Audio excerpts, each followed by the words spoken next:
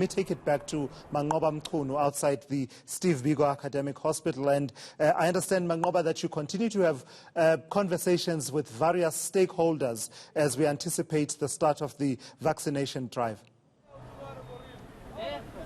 Indeed, Tulas, and right now we're joined by one of the unions, Denosa, which of course represent healthcare workers. They've been quite vocal in terms of the arrival of the vaccines. Firstly, the AstraZeneca vaccine, saying that they were hoping that healthcare workers will receive their jabs as a matter of urgency. And in fact, we did also touch base with them yesterday, and they were saying that they would want to see as many of those healthcare workers being vaccinated as a matter of urgency, given the fact that they are in the front lines of fighting COVID-19. But I just want to bring in Sibongiseni Delishazo from Denosa, just to get a sense from him as the unions.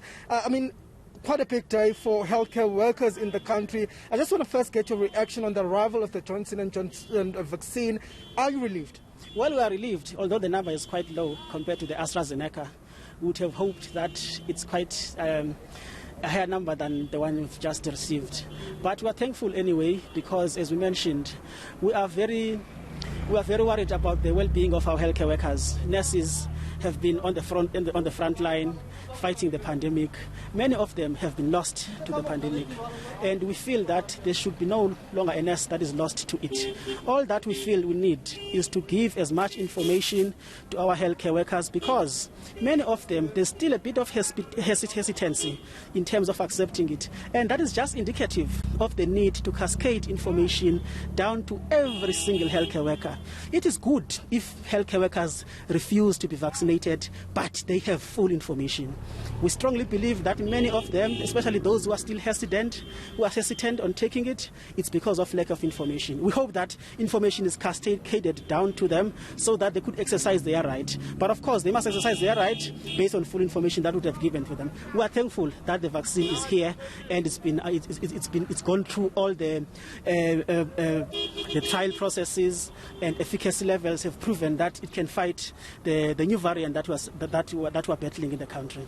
And in terms of readiness, of course, government has been very tight-lipped on how this vaccine will be rolled out. But what are you hearing as unions? Do you believe that we're ready to go ahead with inoculations? Well, what we've been told is that 17 sites have been identified. And this is where the area needs to be explained, we believe. We believe this vaccine that has arrived needs to be explained thoroughly to the public, but also to healthcare workers who are on the first phase. We believe that, of course, this is the implementation study. It's the study that, of course, basically you cannot say it's just a continuation, but it's an implementation study, just expanding, because we've had this vaccine which was used during the trial, during the medical trial processes, and they were approved by the South African Health Products Regulatory Authority. Therefore, it's just an expansion because there is one remaining.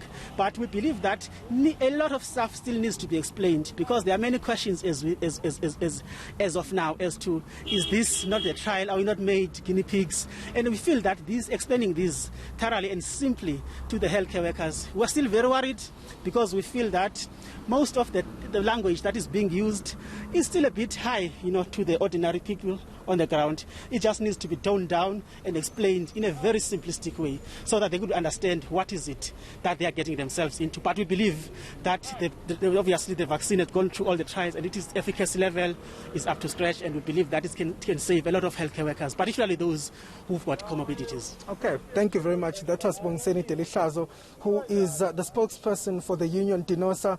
They're quite excited that this vaccine has arrived here, and they'll be looking forward to see those healthcare workers receiving their first jab this afternoon. All right, I've got to let you go, colleagues. Mangoba Mchunu and Aisha Ismail, thank you for your reporting there. And we were showing there the officials milling around at the Khayelitsha District Hospital ahead of the arrival of President Cyril Ramaphosa and the Health Minister Zweli Mkhize.